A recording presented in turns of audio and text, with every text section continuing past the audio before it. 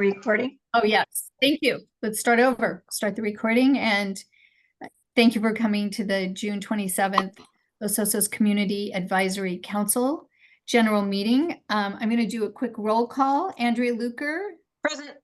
Danielle. Here. Gary is absent. Myself, Deborah Howe. John is not here. Jim Stanfield. Yes. Molly Brown. Yep. Trish Bartel. Present. All righty, good to go. Chairperson announcements, I have a couple. Start by telling you something you may already know, which is the California Coastal Commission has accepted the Los Osos Community Plan with modifications. You can find a copy of the Los Osos Community Plan on our LOCAC website. We will be adding links to the website that show the Coastal Commission staff report and the suggested modifications for the community plan. These modifications will allow for some limited growth within our community. With change comes opportunity and risk. So my message, my announcement is that this is a good time for all of us to be engaged. The public has opportunities to participate through any one of our committees. We have the Land Use Committee, we have Transportation Committee, we have Trees and Landscape, and all of these meetings are open to the public, and they have public members who are on the committee. You can find out more information about these committees on our website, which is locac.info. And if you're interested in water and aquifer information and inputting there, you can attend the Basin Management Committee meeting, which is also open to public comment. And we'll have a report from them later on. I just want to finish this announcement by reading something from the Los Osos Community Plan. It comes from the vision statement, and I quote here, Los Osos desires to uphold its community values and scale, take control of its own destiny, discourage gated communities, encourage neighborhood and community continuity, and best of all, be unique, not a replica of some other vision or model. And I think we can all get behind that. We have, speaking of participation, we have openings available on the council for districts 1, 2, and 3. You can find a map of the districts on our website. And if you live in one of those districts and are interested in becoming a council member, reach out to me and we'll get you started on the process. You will also find our policies and procedures and our bylaws on the website. One last announcement. I received a request from Dan Heimel of the Basin Management Committee. He's asking LOCAC for a letter of support for a monitoring well project. They are seeking some grant funding, and they're asking for us to write a letter supporting that project. Unfortunately, their request came in too late for me to add it to the agenda, but we will take a look at this project and consider supporting it with a letter of support. So those are my announcements. Do we have any council member announcements? Andrea, you have your hand up? Thank you. I just, speaking of the Coastal Commission, I just want to make everybody aware that at the July meeting, which is held in Marin, unfortunately, on Friday, July 12th, the Coastal Commission will be considering a coastal development permit to allow Atlas Wind, which is also known as Equinor, to begin their state water site surveys for the proposed offshore wind projects. State waters means from coastline out 3 miles. These surveys include using high decibel sound, and I would encourage you to go to the Coastal Commission website, go to Friday, and take a look at that staff report, and if you're so inclined, to provide comment to the Coastal Commission. Thank you. Thank you, Andrea. All right, so we're going to move on to county and local reports. It does not look like the sheriff is here. I do know that the CHP is not going to be here tonight. But I do have a report from Dan Heimel. He is in Colorado, but I will read his report for us right now. The June 2024 Basin Management Committee update At its June 12th, 2024 meeting, the Basin Management Committee performed the following activities. They reviewed and approved the submission of the final draft 2023 Los Osos Basin Annual Monitoring Report to the court to meet the requirements of the stipulated judgment. They reviewed and voted 3-0 with S&T Water Company's representative abstaining to concur with the May 9th, 2024 joint purveyor letter to the County of San Luis Obispo Department of Planning and Building regarding the proposed draft Growth Management Ordinance Implementation Strategy. And finally, they approved BMC staff to prepare an application to pursue a grant from the Rose Foundation's Central Coast Community-Based Water Quality Program to obtain funding for a new lower aquifer monitoring well, potentially located at the intersection of Ramona and 4th Street. Their next regularly scheduled meeting is scheduled for July 17th, 2024, and they meet at the CSD office building on 9th Street. So that's a report from them. Claire. I'm going to ask you to unmute, Claire. Good evening. Can you hear me? Yes. Hi, everyone. Yeah, my name is Claire Momberger, and I'm from the County of SLO Planning and Building Department. I'm the liaison from the county to LOCAC. My announcements are brief. I usually provide reports every month. 3 reports: a tree removal request report, active permit report, and active plan report to the council members. I usually provide that every month before the meeting. I was out sick some of this week, so that's going to be late, but just for context, that's what those reports are, and they're on their way. Also, as Deborah mentioned, we did have a successful hearing with the Coastal Commission.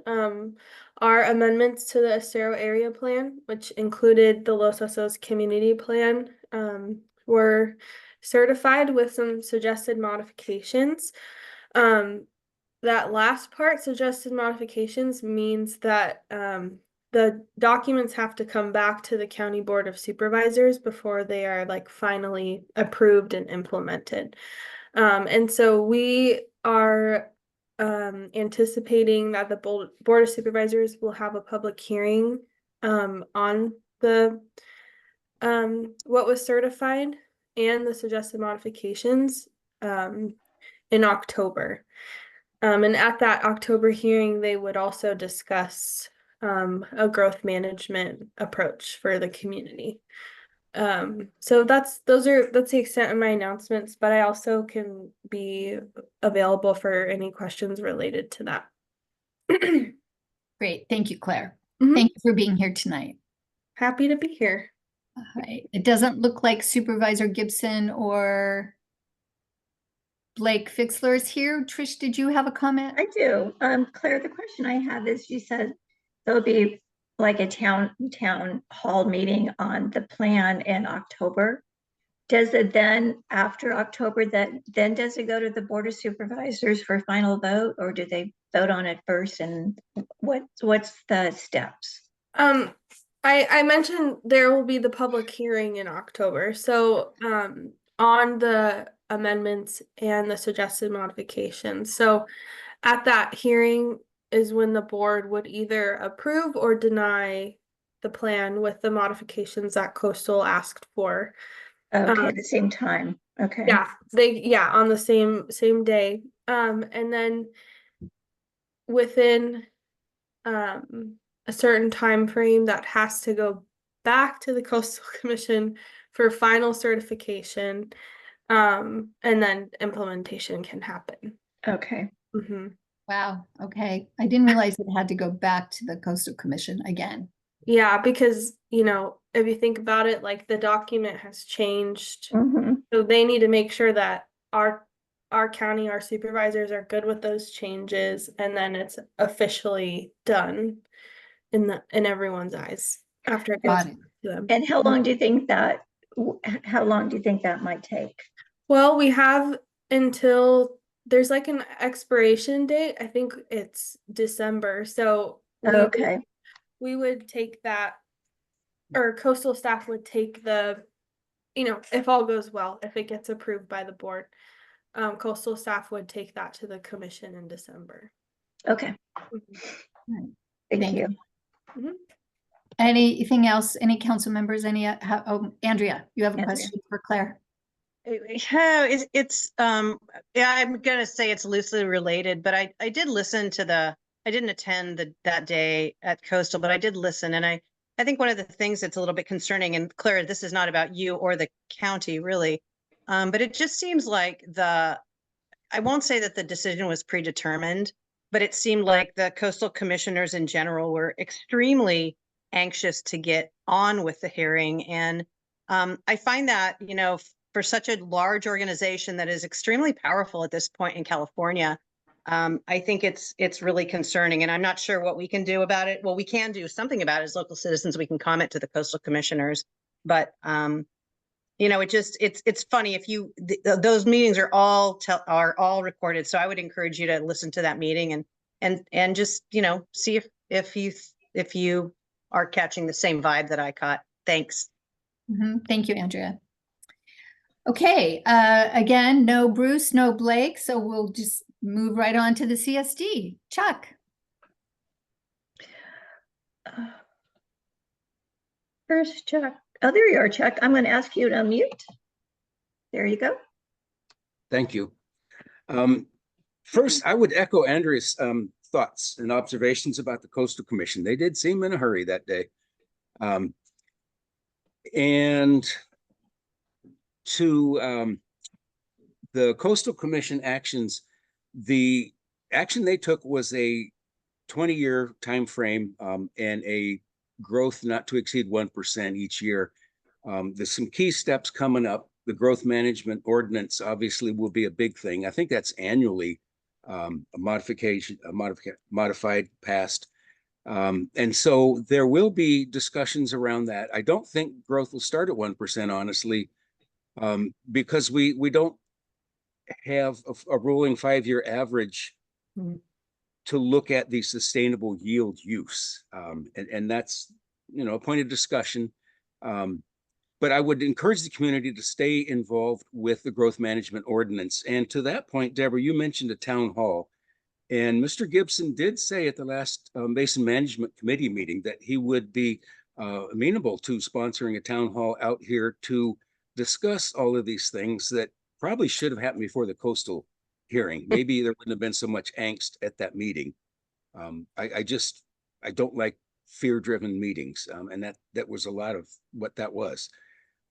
So anyway, I would encourage the county to hold that town hall, and CSD, of course, would be willing to cooperate in any way possible, just to get the word out. And to that point, actually, there's a news bulletin kind of thing that the county and the CSD and the water purveyors have all cooperated on. This one's dated June 19th. Coastal Commission Estero Area Plan Los Osos Community Plan Certification Update.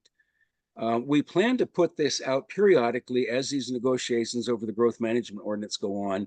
You can pick one up at the CSD office.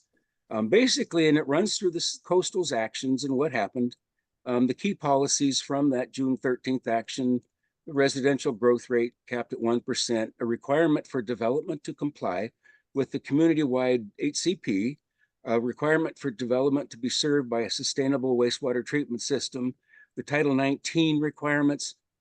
All of this is a set of information that we want the community to have as kind of a base of discussion. As you mentioned, this is going to be a key time for everyone to get on board and make sure that we're all on the same page, at least with the framework that's out there. So you can pick up a copy of that at the CSD office. I'd like to get it around town, just about everywhere.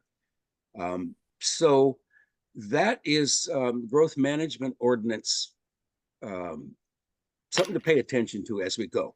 Other CSD news, we do have election season coming up. We have 2 Board positions open. I think districts 3 and 5, one of those is approximately El Moro North on the numbered streets. The other is in the center of town, approximately Bush Farrell East, across South Bay Boulevard even. So those two areas. We're going to be looking for representatives in this November's election. Stop by the office, set up a time to talk to Ron Munns.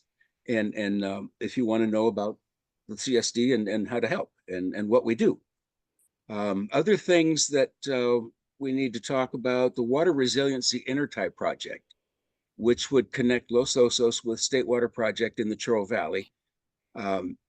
It's still moving forward. There's a lot of moving pieces on that. We'll be in discussions with the county. There's more information coming. Mission Country Disposal, submitting a rate increase application to the district next month to request an increase for 2025. I don't expect it to be anything like that last one was, but stay tuned for that. And I'll take any questions. Great. Do we have any questions from council members for Chuck? Any questions from the public? Okay, moving on. Jim Stanfield, Chamber of Commerce report. Yes, I'm happy to report that we have a major event coming up for the month of July. We're having our annual Festival of Flavors, in which we identify 18 different restaurants this year. We'll be making either discounted dinners or items available to you. We anticipate that the value of this would be roughly $120. Passports are on sale for $40, and the bulletin with the little thing you can put your smartphone on and get the information and buy them online. You're going to miss maybe a couple of days because the U.S. Postal Service is the way we deliver them to you, and it takes a little longer. They send the mail to Santa Barbara and back. So at any rate, that's kind of the way we're set up. If you're anxious to get started, take my number and give me a call. I'll be happy to hand deliver to you. They are $40, but it's a real bargain, and it's just a delight to get out in the community and get to each of these restaurants. They love seeing you. Anyway, that's kind of what we're about this month. Great. Thank you, Jim. Thank you very much. Public comments for items not on the agenda. Each speaker will be limited to 3 minutes. Do we have any public members who'd like to make a comment at this time? Well, I don't see any hands. Moving on. So Jim, once again, how about our treasurer's report? Absolutely. At the end of, at the beginning of May, we had $1,312.42. We had 11 cents as interest deposited. So we had an ending balance of $13,12.23. That again is our beginning balance for our projected budget for next year. Madam Chair, do you want to take that up at this time? Yes, go ahead. Yeah. I don't know if anybody has a copy of this projected. Nope, we don't have a Nope. copy, so just go Okay. ahead. Okay, real quickly, the income is 13,1253, as I just read. Projected income, we're going to ask the county for a grant of $1,000, which we're reasonably assured will come through, for a total income of $2,212.53. Our expenses are basically room rental, which we've indicated in case we want to. I know Andrea's been talking about having some meetings in person. So that's a possibility. We put the money in the budget. Our post office box, $248. Chamber of Commerce, $100. Zoom room is around $200. Website domain and hosting is $108. Outreach, we're projecting $1,200 for total expenses, $1,250. At the end of the year, we expect to have $56.53 if we spend all that we budgeted. All I right. move that it be approved. Yes, so we have a motion on the budget. I will second it. Okay. All in favor of the budget as presented? Okay, that would be a unanimous. Thank you. Bruce, thanks for coming in. We're starting a little early now with our meetings because we'd like to finish a little earlier. So we actually started at 6:30, but we're gonna go ahead and come back to you. Trish, did you have something you wanted to say? I did. Go ahead. Go ahead, But- Trish. Oh, no, I didn't have a question. Sorry. I don't know how my hand went up. I don't know how it went up either, but okay. Supervisor Gibson, do you have? Thank you, Deborah, and my apologies. I did not look closely at my calendar, and so I was trying to watch the debate. It was driving me insane, and I'm much happier among your company of sane people and thoughtful conversation. So appreciate you being here. You know, I think obviously the single biggest thing regarding Los Osos that's happened since last we were together is that the Coastal Commission did vote their staff's recommendation to certify the Los Osos community plan with some suggested modifications. The most significant one would be to set a growth rate for any development going forward at 1% at this point. And that was down from the 1.3 that was passed by the Board of Supervisors back in 2020. The rest of the modifications were largely administrative as to where the language of particular sorts was to appear, and is doesn't really affect the execution of it. Really, it was just trying to sort it out into positions, into places that made sense. So the next steps, as I think we mentioned, and I'm not sure Claire may have given you the whole rundown on this. I apologize for any duplication, but we'll be back in probably October to take on, first of all, accepting these modifications. I am hopeful that we will. It requires the board to act on that, to say, yes, we will accept those modifications. And then we'll take on quite a number of other administrative tasks of how we set up the administration of the Habitat Conservation Program, how we deal with the wait list, how we administer the growth limitation, and a whole bunch of other things. That'll be quite a significant item, and it'll be a good part of the day. So there's all that. You know, again, since we were together, the county did pass its budget, creeping up on $1 billion. We are fortunate to have been in very strong financial situations so that we could draw some of the gap that we needed to close from reserves. The main part of otherwise balancing the budget was to decide not to fund certain positions that are vacant within the county organization right now. We left the positions on our position allocation list, but we're not going to budget for them, and so they will remain vacant for the coming budget year. And so we're into it. Not in consequence, but just in the last couple of days, the state looks to be finalizing their budget, and I can tell you that the deal that was struck between the leaders of the legislature and the governor is generally much better for counties and our residents than it could have been. As you know, in my work with the State Association of Counties, our main advocacy efforts had been to protect the social safety net, and many of those programs had been proposed for cuts, and those cuts did not materialize.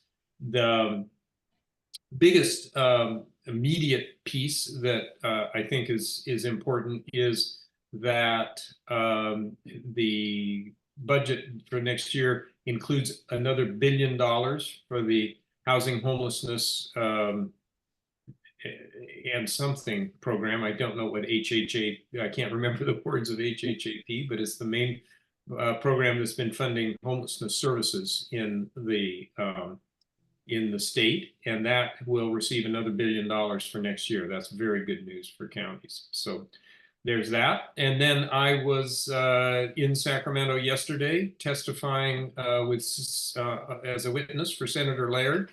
SB 977, our independent redistricting bill, continues its process through the Assembly side. It's in the second house over in the Assembly, and it passed the Assembly Local Government Committee 6-0. So its last stop is the Appropriations Committee, where it doesn't, I don't see any opposition to it because it doesn't cost the state any money. And thus, then it will go to the floor of the Assembly. So we hope that by sometime in August, that bill will be headed to the governor's desk. So those are the 3 high points, and certainly happy to take any of your questions. So great, thank you. Do we have any questions from council members?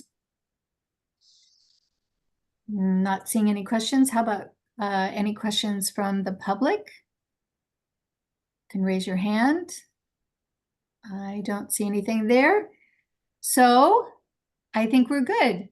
All Thank right. you very much.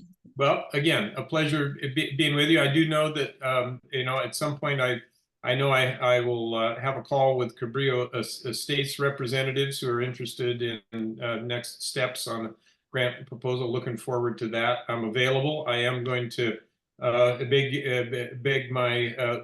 take my leave of you, and of course, where to find us. The board is on break. We didn't meet this past Tuesday. We won't meet next Tuesday. Next meeting on July 9th. All right, great, thank you. Bruce, Oh, wait. before you go, Oh, wait, I'm sorry. Andrew has a question. Last minute question. I apologize. We had talked a little bit about the action that Coastal Commission took. And one of the quick discussions we had before you jumped on was the potential, before it goes to the board and then back to Coastal, the community plan to have a community outreach, a community hearing, a community meeting. Yeah.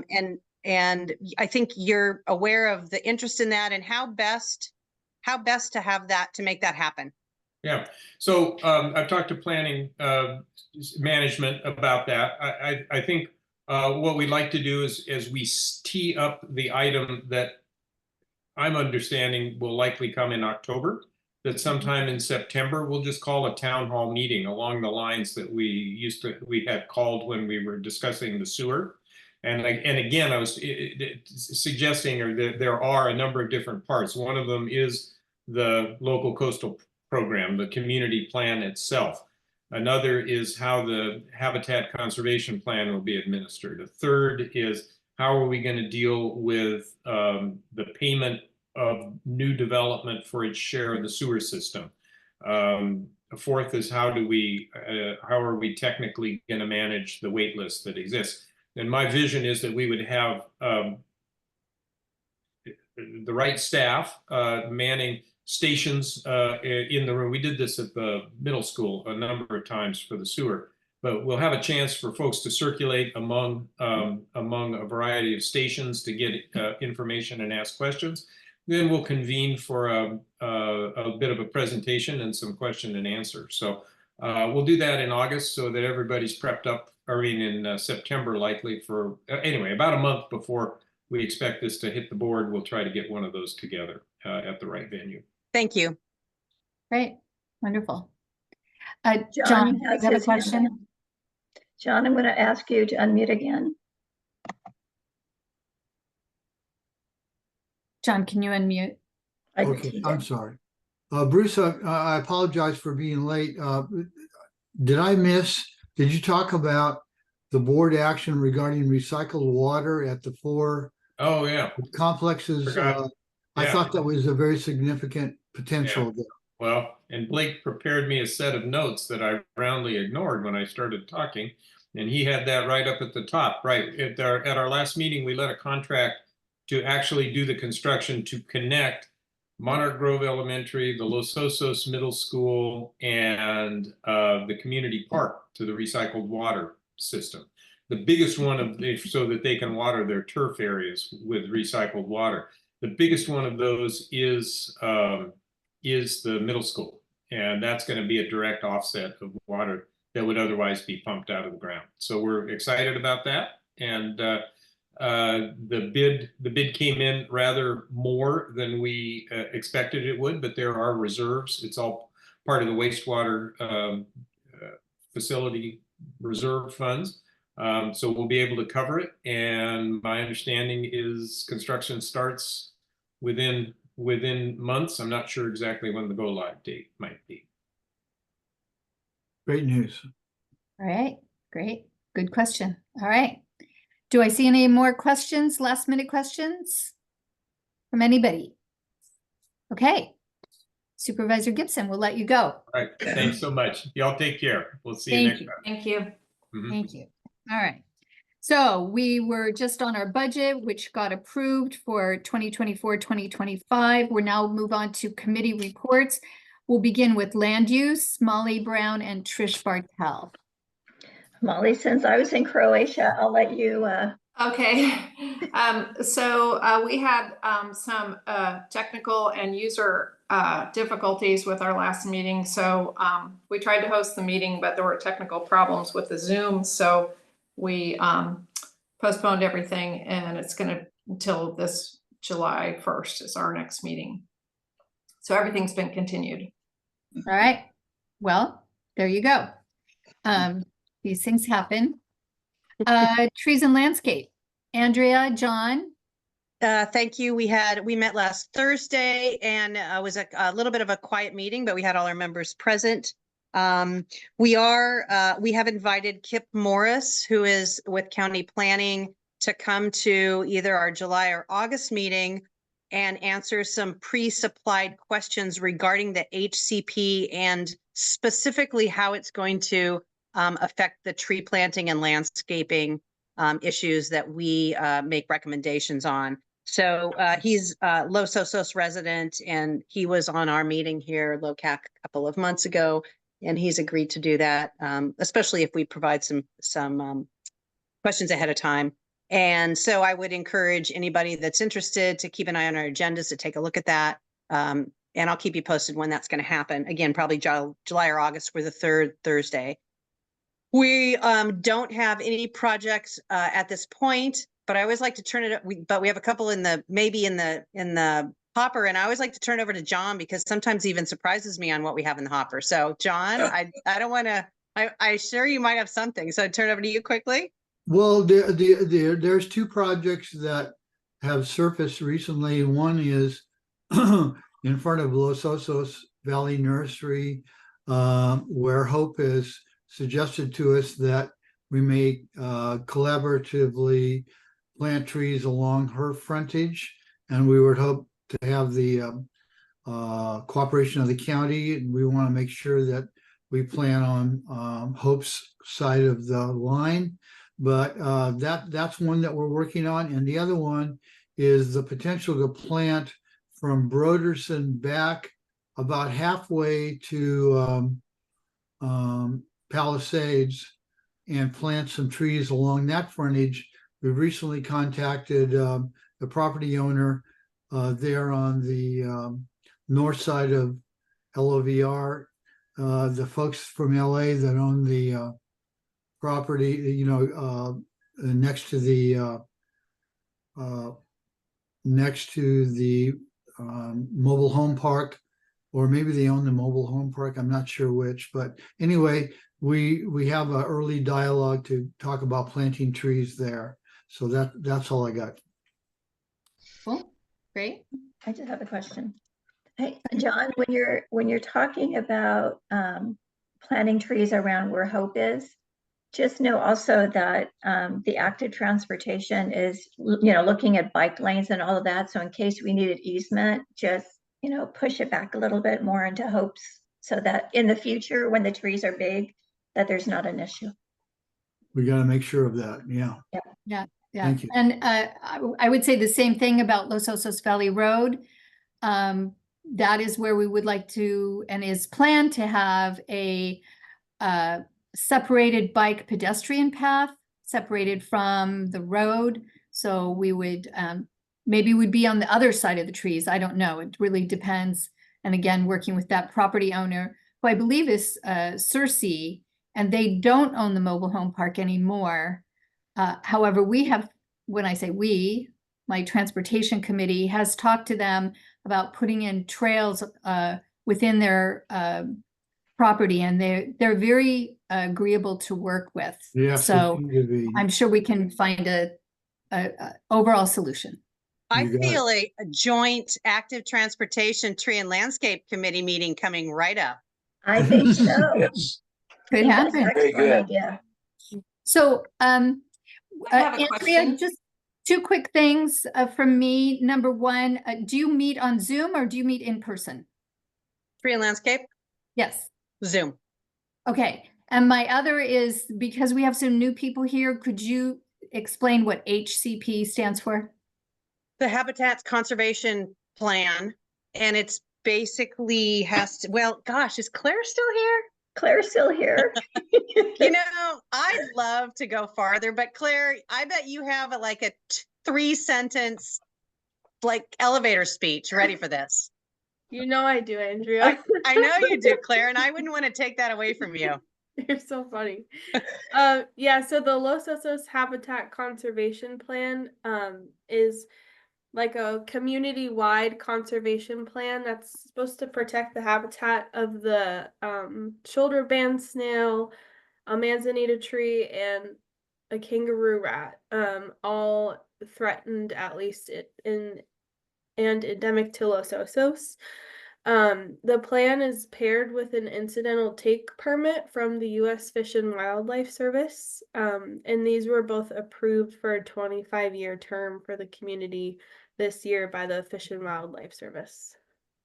Is that good enough, you think? Yes. Okay. Yeah, I was going to say bravo. Thank you. Okay. Want to know more? Keep coming to our meetings. You'll hear more. Okay. Any other questions? I have a comments? question. Yeah, Molly. So when John was talking about trees in front of a mobile home park, I did not catch where that is. Right, that's Broderson toward Palisades, about halfway down, because then the county land starts where that fence is on the north side of LOVR. So if you're at Broderson, you start walking that way, there's eucalyptus trees, and then there's open space, and then you come to the fence about halfway down to Palisades on the north side of LOVR. Okay, thank you. Sure. All right. Any other questions? Okay, good. We don't have an outreach person right now. Hopefully someone will show up. All right, active transportation. That would be me. Transportation report for June 2024. We met on June 18th. We discussed 2 items at the meeting. The first was the proposed preliminary design of a new Baywood Elementary School at El Morro and 11th Street. The concept is that the new school would be built where the playground is, and when it is complete, the old school would be torn down and the play and recreation area would be constructed. The following concerns were expressed at the meeting. Both El Morro and 11th Street are collector streets, which means they have more traffic and faster traffic flows.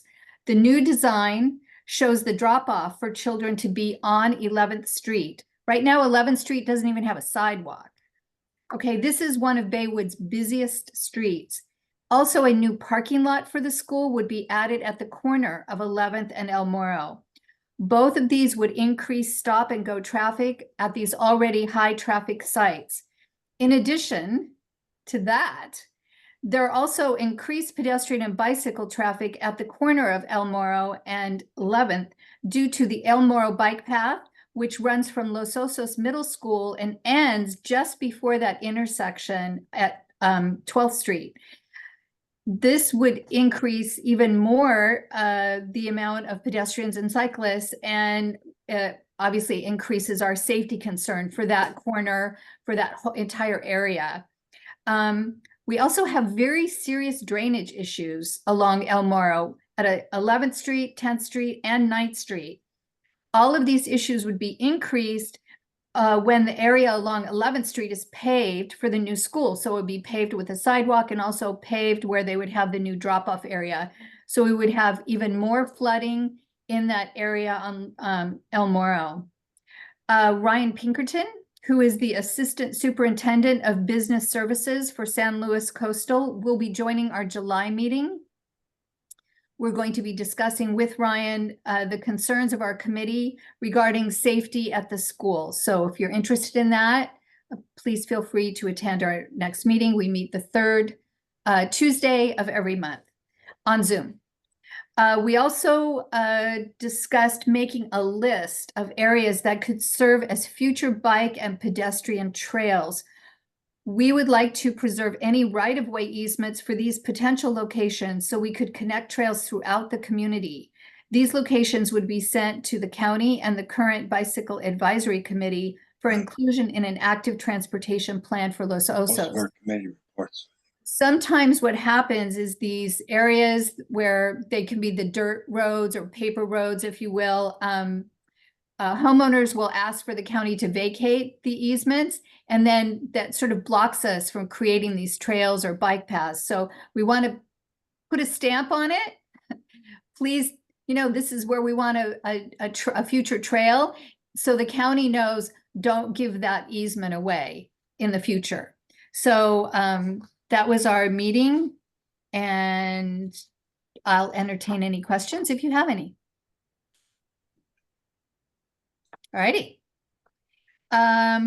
We do not have any consent agenda items tonight. We don't have any regular agenda items tonight. We just have one business item. And Robert Garfield is here regarding a letter of support for Cabrillo Estates Property Owners Association. So Robert, we'll get you to unmute. Yes. Okay, there you go. Thank you very much, Madam Chair, and thanks to the council for hearing me tonight. Unfortunately, I don't have video because of quote unquote technical difficulties, which you all have dealt with at one time or another. So anyway, I'm going to talk to you tonight about a plan that we are trying to put together in Cabrillo Estates to get more design and information on costs of putting a sewer system in our community. Based on California's Regional Water Quality Control Board, Resolution R3 2017-0004, our project to produce an initial design and cost to bring sewer to Cabrillo Estates meets most, if not all, of the resolution's requirements. R3217 states, preventing and or addressing discharges that could threaten human health by causing or contributing to pollution or contamination of drinking water sources of the state are the Central Coast Water Board's highest priority. Years ago, the county surveyed where the Los Osos sewer system should be required to meet an emerging nitrate problem. Cabrillo Estates was not included because nitrates from the septic systems in the community did not significantly contribute to the nitrates in the aquifer. Today, that has changed. Many of our community believe that only providing the sewer to Cabrillo Estates will resolve the water quality issues in the aquifer and reduce sources of nitrates that threaten the drinking water here and, importantly, in other parts of the community. Other suggested solutions, such as the LAMP system, will not remediate sources of this problem outright, nor will it address potential pollutants that may present problems in the future. Rose Foundation's financial support to help us develop an initial design and cost to bring the sewer to Cabrillo Estates is the first step that our committee is doing towards achieving consensus within Cabrillo Estates, within the Water Quality Control Board and San Luis Obispo County extending the sewer to the community is the right approach to eliminating the nitrate problem. Providing the sewer to CE will eliminate the nitrates and provide safe drinking water to this community and others in Los Osos. It should help eliminate nitrates in the aquifer and reduce the source of the problem. We respectfully ask LOCAC to write a letter of support for our project, which will be included in our application to the Rose Foundations. Thanks for your time and consideration. Thank you, Robert. Do I have any questions about what Robert is requesting from the council? I think it's pretty clear what he's requesting, and I, for one, feel very supportive of what they're trying to do. I would make a motion that we support Rio Estates in their efforts. I will second that. Okay, we have a motion. We have a second. All in favor, raise your hand. Yeah. Andrea, are you raising your hand or is that a no? Oh, okay.